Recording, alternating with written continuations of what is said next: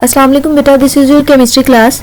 Basically बेटा हमने कल जो स्टार्ट किया था वो था इलेक्ट्रोप्लेटिंग। ठीक है, इलेक्ट्रोप्लेटिंग हमने खत्म कर लिया। स्टील की इलेक्ट्रोप्लेटिंग देखी हमने कि किस किस तरह से हो सकती है। आज जो हम स्टार्ट कर रहे हैं इट इज कोरोजन। ये आपकी बुक का पेज नंबर है 144। कोरोजन के बारे में हमने स्टार्ट कर लिया हुआ था क्लास में ऑलरेडी। ठीक है, कि कोरोजन क्या होती है। देन बेटा हमने इसकी प्रिवेंशन भी स्टार्ट कर दी थी कि कैसे इससे बचा जा सकता है। आपने डिस्कस क्या किया था, आपने बेटा रस्टिंग ऑफ आयरन डिस्कस कर लिया था। उसके अलावा आपने कोरोजन ऑफ एल्यूमिनियम डिस्कस किया। देन आपने ना प्रिवेंशन के 2 वेज जो है वो डिस्कस कर लिए थे। फर्स्ट है कोटिंग विद पेंट।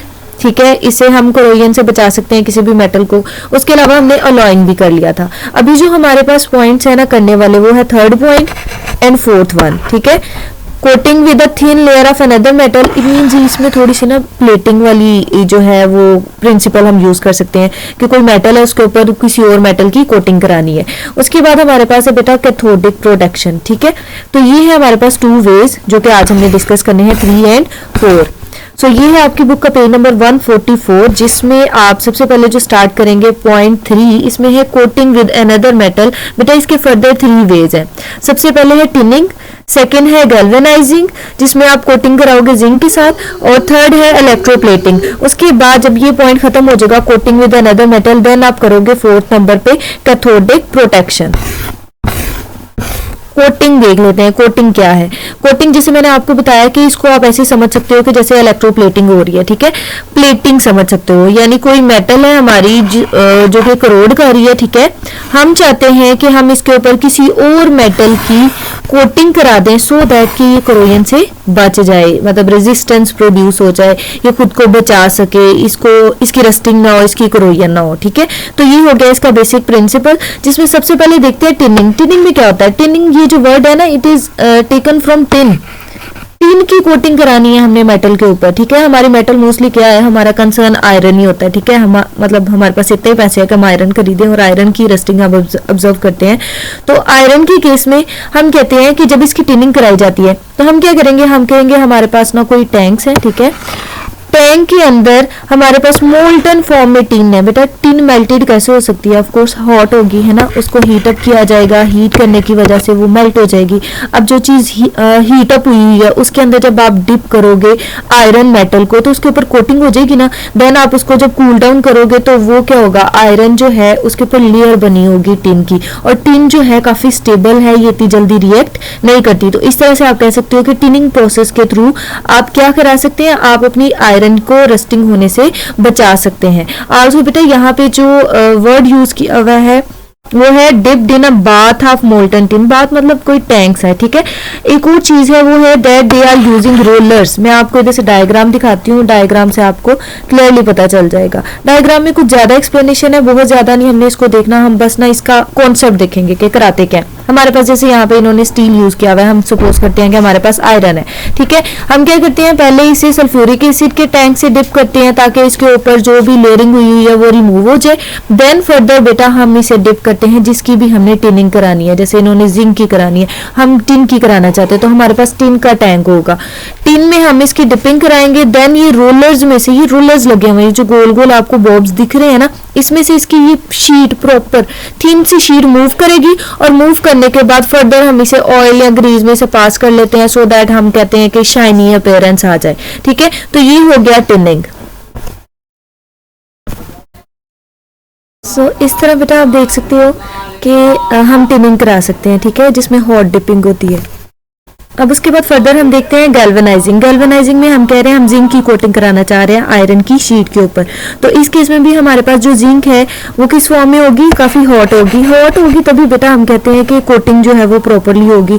आल्सो ऐसे ही आप लो कोई आयरन मेटल है उसके ऊपर जिंक रख दो, भाई अच्छा तुम इधर को और कोटिंग करा दो, तो ऐसे तो नहीं ना होगा। तो आपने जिसकी कोटिंग करानी है उसको हीट अप करना है ताकि वो मेल्टेड फॉर्म में आ जाए और वो आसानी से फिर आयरन शीट के ऊपर उसकी कोटिंग हो जाएगी। इसको भी हम डीप ही करते हैं, लेकिन इसमें थोड़ा सा बेटा डिफरेंस आ जाता है। हम कहते हैं कि हमारे पास जो पहला बात हम ले रहे हैं ना वो जिंक क्लोराइड का है। ठीक है। जिंक नहीं लेंगे merely, it will be a zinc chloride container, कि जिंक क्लोराइड जो है साल्ट है, ठीक है। इसका पहले बात होगा हमारे पास, उसको हीट किया जाएगा, इसके अंदर हम अपनी आयरन की शीट जो है उसको डाल देंगे। उसके बाद हम कहते हैं शीट को फर्दर रोल किया जाता है रोलर्स के थ्रू, और बाद में किस में भेजा जाता है, जिंक बाद में भेजा जाता है, और फिर उसे क्या कर लिया जाता है, कूल कर लिया जाता है। इसकी भी मैं आपको डायग्राम दिखाती हूँ। डायग्राम्स इसलिए नहीं ऐड की क्योंकि काफ़ी कॉम्प्लेक्स डायग्राम्स थी। अब देखो बेटा, इसमें 2 कंटेनर आपको शो किए हुए हैं। पहले उन्होंने जिंक क्लोराइड का जो है वो बात लिया हुआ है, उसमें पहले ये जो शीट आ रही है, ये बिल्कुल जो बारीक सी बेटा आपको स्ट्रिप दिख रही है ना, ये जैसे इन्होंने स्टील की स्ट्रिप दिखाई है। हम किसकी कोटिंग करा रहे हैं, हम आयरन की करा रहे हैं, ठीक है। हम समझेंगे ये हमारे पास आयरन की स्ट्रिप है, पहले टैंक में से गुजारेंगे जिसमें जिंक क्लोराइड का साल्ट डाला होगा, फिर दूसरे रोलर्स में से होता हुआ, ये कनेक्टेड होते हैं, ठीक है। रोलर्स में से होता हुआ हम कहेंगे दूसरे कंटेनर में जाएगा जहां पे हमने जिंक इलेक्ट्रोलाइट ऐड किया हुआ है, और आसानी से उसके ऊपर कोटिंग होती जाएगी। उसके बाद बेटा आपके ना इधर साथ ही बॉक्स में ना सिल्वर के बारे में बताया हुआ था कि सिल्वर जो है वो काफ़ी सॉफ्ट होती है। बेटा ये थर्ड पॉइंट जो है इलेक्ट्रोप्लेटिंग, ये डिस्कस नहीं किया मैंने। इलेक्ट्रोप्लेटिंग क्या है, आज तक हम कल तक मतलब इलेक्ट्रोप्लेटिंग ही पढ़ते आ रहे हैं। उस केस में हम क्या कराते हैं, जिस मेटल की डिपोजिशन करानी है उसको एनोड बना देते हैं, और जिसके ऊपर कोटिंग करानी है उसे हम एनोड बना देते हैं, ठीक है। तो ये काफ़ी हद तक आप लोगों ने काफ़ी डिटेल में देखा हुआ है। अच्छा, इस केस में आप क्या करोगे, आयरन का आप बना दोगे कैथोड, ठीक है, और जिसकी कोटिंग करानी है कोई भी मेटल उसे आप बना दोगे एनोड। एनोड से आती जाएगी इलेक्ट्रोलाइट में आयन आएंगे, और आयन आने के बाद इसके ऊपर फर्दर कोटिंग होती जाएगी। मैं आपको बताने लगी थी साथ में जो बॉक्स है उसके अंदर क्या लिखा हुआ है, उसमें बेटा लिखा हुआ है सिल्वर के बारे में। सिल्वर जो है ना ये भी काफी जल्दी जो है हम कहते हैं इसकी कोरोजन हो जाती है, कोरोजन इन सेंस की इसकी टार्निशिंग हो जाती है। अब इसमें देखो बेटा जंग तो नहीं लगेगा, लेकिन ये कि इसकी जो सरफेस है ना ऊपर से वो बिल्कुल खराब हो जाती है, ब्लैकिश हो जाती है। अब इसकी सरफेस खराब होने की वजह क्या है, सबसे पहले तो इसके स्ट्रक्चर की जब हम बात करते हैं ना तो हम कहते हैं ये काफी सॉफ्ट होता है, और इसके जो मॉलिक्यूल्स हैं वो काफी लूजली पैक्ड होते हैं। लूज पैकिंग है, इसका मतलब है इंटरमोलिकुलर फोर्सेस इतनी स्ट्रॉन्ग नहीं है, ठीक है। इंटरमोलिकुलर फोर्सेस काफी लूज मतलब वीक है, और पैकेजिंग काफी लूज है। आल्सो बेटा हम कहते हैं कि इसकी कैसे होगी कोरोजन, कैसे होगी इसकी टार्निशिंग, कि हम कहते हैं कि जब भी ये किसी सल्फर के साथ कांटेक्ट में आती है तो ये सिल्वर सल्फाइड बना देता है, ठीक है। यानी पहले सिल्वर था, इसे क्या बना दिया, सिल्वर सल्फाइड बना दिया, और सिल्वर सल्फाइड का कलर कैसा होता है, ब्लैकिश। अब सल्फर जो है आपके खाने वाली चीजों में भी होता है, सल्फर डाइऑक्साइड गैस इनफैक्ट आपके एटमॉस्फेयर में भी होती है, खाने वाली चीजों में जैसे अनियन में भी होता है, एग्स में भी होता है। तो इस वजह से हम कहते हैं आहिस्ता आहिस्ता सिल्वर का कलर कैसा होता जाता है, ब्लैकिश होता जाता है। आल्सो बेटा आप जो ज्वेलरी लेते हो उसके ऊपर भी ना कोटिंग की होती है सिल्वर की, जिसकी वजह से वो आपको सिल्वर सिल्वर दिख रहा होता है, लेकिन with the passage of time आप देखते हो कि उसकी अपीयरेंस जो है वो ब्लैकिश होना शुरू हो जाती है। अब इसकी प्रिवेंशन पता किस तरह से आती है, जो आपकी ज्वेलरी होती है घर में, in fact I have tried this thing as well, ये काम करता है वाकई। मतलब आपकी जो ज्वेलरी जिसका कलर ब्लैक होता जा रहा है, आपने तो बड़े पैसे खर्च किए हैं ना, तो आप उसके ऊपर ना जब बेकिंग सोडा और कोई भी ब्रश रैंडम लेके ना, टूथ ब्रश, उसके साथ जब रब करोगे ना तो आप देखोगे कि उसकी जो ब्लैकिश अपीयरेंस है ना सिल्वर सल्फाइड वो रिमूव होता जाएगा, और नीचे से आपकी काबिले हद तक मतलब एक्सेप्टेबल ज्वेलरी आपको दिखेगी, आप उसको दोबारा पहन सकोगे। ओके उसके बाद है कैथोडिक प्रोटेक्शन। कैथोडिक प्रोटेक्शन में हम क्या करेंगे बेटा, ये थोड़ा सा ना प्लेटिंग जैसा ही है, ठीक है। प्लेटिंग में क्या होता है कि हम कहते हैं एक चीज कैथोड बनाएंगे और दूसरी एनोड बनाएंगे। तो इस केस में भी हमारे पास जो है कैथोड जिसकी कोटिंग करानी है, कैथोड होगा आयरन, ठीक है, और एनोड जिसकी कोटिंग कराने जा जिससे आएगा वो एनोड, और जिस पे कोटिंग करा रहे हैं वो कैथोड बना देंगे हम।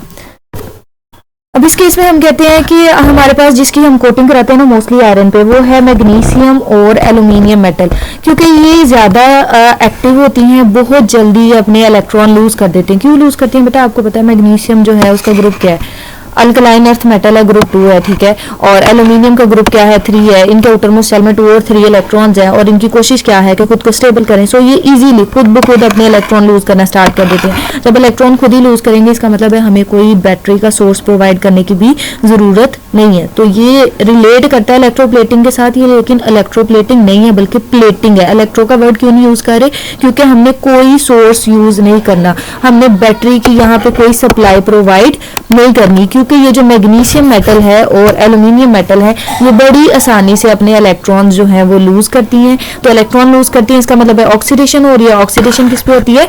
एनोड पे होती है, ठीक है। तो इसका मतलब है कि हमारे पास ये मेटल्स होंगी एनोड, और जिस पे हमने कोटिंग करानी है वो क्या होगा?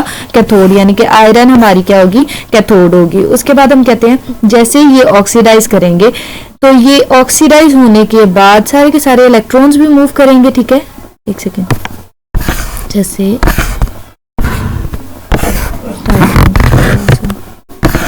ये देखिए नीचे मेंशन भी है, एनोड है, ठीक है। एनोड है हमारे पास कोई भी मेटल, जैसे मैग्नीशियम मेटल